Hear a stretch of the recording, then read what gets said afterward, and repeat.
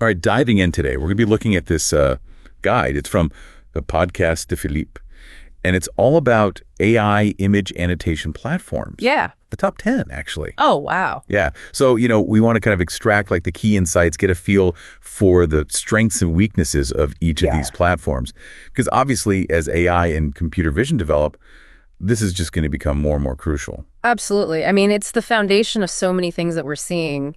Chat, GPT, self-driving cars, everything. It all comes down to having this annotated data. And, for our listeners out there, if you're working on AI projects, trying to figure out which platform to use, this could save you a lot of time and headaches down the road right now. For sure. And if you're enjoying this deep dive, by the way, don't forget to hit that subscribe button. We're trying to get to 1,000 subscribers on YouTube today. Your support really means a lot to us. Absolutely. All right, so this guide, right, it's called the 10 Best Tools, the Annotation AI System. Looks like a pretty good one. Let's start with the first one on the list here, Encord. They present themselves as like a good platform for handling really complex data. What is it about Encord that makes them so well suited for these, more difficult tasks? So with Encord, you're really getting some strong task management and automation features, which when you've got these, elaborate workflows, it can be a lifesaver. And they also have really well-documented APIs, which means it can integrate with, pretty much any other system you've got going on. One thing that stood out to me was they seem to be really popular with the medical community, especially for things like working with video and DICOM files. I mean, what's the significance there? Yeah, DICOM, that's the digital imaging and communications in medicine, right? It's the standard for all that medical imaging data. And Encord can work with those files directly. Plus, they have, some pretty advanced features for video annotation. So it's no surprise that it's a big deal for medical studies, where, you need that really precise, detailed annotation to get accurate results. I did notice in the guide, though, there's also an example of them using it to identify and classify like fresh vegetables. Yeah. So, not just medical stuff, but, they were showing off the object detection there. Yeah, it's definitely a versatile tool. All right, next up, we've got V7 Labs, also known as Darwin. And they're being described as a real market leader. They say comprehensive features. What puts them in that kind of position? One of the things that makes V7 Labs stand out is their focus on automatic annotation. They've got this feature, SAM, which stands for Segment Anything Model. It can pre-label objects in the images, automatically. So that can save a ton of time. So instead of manually labeling everything. Exactly. It just speeds up that initial process. And their user interface is also, designed to be really intuitive. So, more people can use it without, a steep learning curve. And they highlight its use with chest x-ray data, like for COVID-19 diagnosis. So, really important stuff. Yeah, it's being used in some really critical areas. Now, are there any downsides? Anything to watch out for with V7 Labs? Well, the guide mentions that it's not so flexible when it comes to file manipulation. So you can't just drag and drop files the way you might in other platforms. And filtering through those massive data sets can also be a bit of a challenge. And something to keep in mind, especially if you're just trying it out. The contract clauses about data ownership in the trial version, you really want to look those over carefully. Okay, good to know. All right, moving on to Labelbox, which the guide says is really big on ease of use and, has great features for teams to work together. So for those collaborative annotation projects, what makes it stand out? Well, Labelbox, they really put a lot of emphasis on being user-friendly. The interface is very straightforward, so even if you're a beginner, you can jump right in. You don't need a degree in computer science to Exactly. And for teams, they've got these efficient workflows for collaborative annotation. They've got, features like work time tracking, and then just, little things that make it more efficient, like ergonomic shortcuts for the annotation tools and support for Python APIs. And actually, the guide uses this really interesting example. They've got this similarity-based image search for cocktail paintings. It's really cool how it can organize all that visual data based on the content. But no platform is perfect, right? Yeah. What are some of the limitations with Labelbox's approach? Yeah, so the guide points out that customization options are a little limited, like you can't really modify the background, for example. And it can have some issues with multi-channel images, which, if you're doing scientific imaging, you come across those a lot. And then there have been some reports of performance issues, like, occasional bugs and slowness, especially when you're working with those really high-resolution images. Yeah, it can be frustrating. One more thing, the segmentation tool. It can struggle a bit with precision when you're dealing with really small portions of an image. Okay, interesting. So Scale Rapid, they're known for being super fast and good with handling huge data sets. They do this whole embedded crowdsourcing thing. What are the main advantages for people working with those massive amounts of data? So with Scale Rapid, the big advantage is that it can handle these huge data sets and do it quickly. It's easy to configure, and it supports all kinds of data formats, so you can just jump right into your labeling project. And then, the crowdsourcing feature lets you get results really fast. And they've got this flexible, on-demand payment model, which is great if your needs are kind of fluctuating. So if you're a company and your needs change from month to month. It gives you a lot of flexibility. And, the guide shows how versatile it is with examples of bacteria and then also auto parts. Wow, that's quite a range. Now, I do have to ask, with all this emphasis on speed and scale, are there any trade-offs? Well, yeah, the guide does mention that the user interface could use some work. It's not the most user-friendly. And then the pricing model, it can be a bit complicated and potentially expensive. And also, even though they're fast, the precision of the annotations might not always be the highest. So you might end up having to do extra review cycles, which, that adds to the cost. Yeah, speed versus accuracy, the classic dilemma. Okay, let's talk about CVAT.AI. It stands for Computer Vision Annotation Tool. And it started as an open source project, but now they've got a web-based offering as well. What are the big things to know about CVA.AI? Well, the fact that it's open source is a huge plus. It gives you a lot of flexibility. You can do on-premise or cloud deployment, whatever works for you. And they've got this web-based version now, which is supposed to be more accessible with, simpler pricing. It's pretty versatile too. You can use it for different annotation scenarios, and it supports lots of data extraction formats, which data scientists love. The guy also mentions it being used in the autonomous driving world. Right. They have this example of semantic segmentation for road scenes. It shows how it can be applied to that field. Now, are there any challenges or downsides to using CVA.AI, particularly with the web-based version? Yeah, there are a few things to keep in mind. The web-based version, sometimes you run into performance issues, like there's a chance of data loss if the server fails. And if you have a big team all trying to access it at the same time, that can be a problem.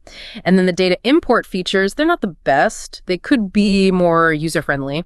And there's no built-in way to track work hours or tag counts. And the user interface, it's a little outdated. Okay, got it. Moving on to Label Studio, which is being called a real Swiss Army knife for data annotation. That implies a lot of versatility. Where does that come from? Well, a few things. First of all, it's open source. So again, you've got that flexibility. And it's got these customizable labeling interfaces with tons of templates. And you can actually configure the interfaces using XML if you want to. It also integrates with machine learning frameworks, which is great. And you know what? A lot of the features are actually free, even if you don't go for the paid pro option. So even if you're on a tight budget. Exactly. It can be a really good option. And the guide even mentions that you can test it out on Hugging Face without having to install it. So you can kind of get a feel for it before you commit. That's nice, being able to try before you buy, so to speak. But being so adaptable, are there any downsides to Label Studio? Yeah, there are a few things. Since you often have to self-host it, you need to think about maintenance, server management, that kind of stuff. It does have features for collaboration, but it doesn't have really detailed tracking. And if you're working on a huge data set with a whole team, you can run into performance problems. And the data import and export stuff, it can be a bit unstable sometimes, even though they do have these, well-documented APIs. So a few things to consider there. Right. Okay, next up is Keeley Technology. It's all about rapidly labeling training data and finding, any issues with your data set. What are its strong points, especially for teams that are working under a tight deadline? Right. So Keeley is really built for stability. It can handle huge volumes of data, and it's great for meeting those tight deadlines. They've got really good features for collaboration with detailed analytics and ways to control the workflow, like you can set up labeling queues and review processes. And it has these automatic annotation features, things like interactive segmentation and tracking, which can really speed things up. And the guide gives this example of identifying road defects in images of streets. Okay, and where does Keeley Technology have room for improvement? So the guide says that video annotation isn't really their strong suit, especially for really complex medical videos. They're planning to improve it, but for now, it's not ideal for those use cases. And they don't have the most advanced features for analyzing team productivity. And the API can be a bit tricky if you're not, super technical. So a bit of a learning curve there. Yeah, and setting up a project can be a bit time-consuming at first. Okay, so Super Annotate. It's getting praise for being efficient and easy to use, both for images and videos. What makes it so user-friendly? Well, the interface is really intuitive. It's designed for, even beginners to pick it up quickly. And they've got these really handy time-saving features. Like they have this thing called Magic Select, which basically does automatic labeling for you. And the data management is really efficient. Plus, people say that their customer support is amazing, very responsive, and collaboration is easy, even if you don't know a lot about programming. And the guide shows how you can do this really detailed annotation of a really complex image, like a fruit with lots of details. All right. Now, are there any limitations or downsides with Super Annotate? Yeah, a couple things. The auto-segmentation feature, it doesn't always have the highest accuracy, especially if you're working with low-resolution images. And the selection tool can be a little annoying. You can't combine separate selections into one object. And they tend to want you to make that initial financial commitment. Plus, you might experience some delays when you're switching between images. It takes a while to load sometimes. All right. Let's talk about Data Loop. It's a platform that covers the entire AI lifecycle. So, everything from data management to annotation. They really try to be a one-stop shop. What are the main features to highlight? Yeah, I think the big thing with Data Loop is that it's really integrated. You can use it for all sorts of tasks, even really complex stuff like text-to-image generation research. And it has a pretty easy-to-use interface. Even for those complicated things. Yeah, which is nice. And people say their customer support is really good, very personalized, very responsive. And they have a Python SDK that's super intuitive, which makes it really easy to integrate it with your existing workflows. And the guide shows how they're using it for object detection and tracking in like an urban scene. But with a platform this comprehensive, are there any downsides, anything to watch out for? Yeah, so the guide suggests that it might not be the best for like really unusual or atypical use cases. Like if you're doing image annotation and you have like a really diverse set of questions or really huge taxonomy, it might not be the perfect fit. It might not be flexible enough for that. Right. And the API for human-in-the-loop annotation could be better. And the platform itself, it can be a bit complex. You might need some time to get used to it. And sometimes you get these delays with notifications about pipeline issues. Okay, so a few things to consider there. All right, last but not least, we have Playment, which is being called a veteran in the AI solution market. They've got this no-code data annotation platform called GT Studio. What are the big selling points here?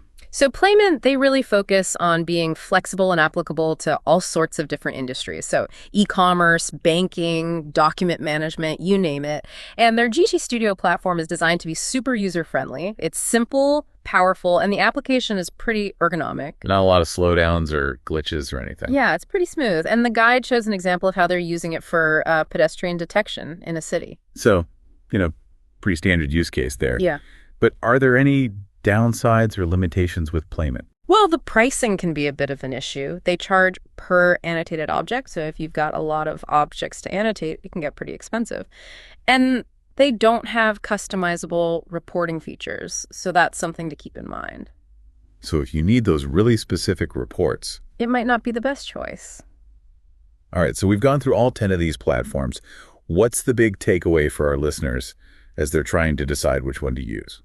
I think the most important thing to remember is that there's no one-size-fits-all solution. It really depends on what you're trying to do, what kind of data you have, how big your team is, how much money you have to spend, and the specific annotation tasks you need to do. It really comes down to matching your needs with the strengths and weaknesses of each platform. So doing your homework is really important here. Choosing the right tool, it can make a huge difference in how efficient and successful your AI development is. And it's kind of wild to think about. AI is developing so fast, it makes you wonder what's going to happen to these annotation platforms. How are they going to change? What new features are we going to see? What's that going to mean for the whole field of AI? Pretty fascinating to think about. It really is. It's something we all need to be thinking about and keeping up with as AI keeps evolving. And if you need any help navigating all this, remember that Innovatiana is an independent resource that can help you choose the right platform and find those specialized data labelers you need. Definitely a good resource to check out. All right. Well, that's it for our deep dive into AI image annotation platforms. Thanks for listening. Thanks for having me.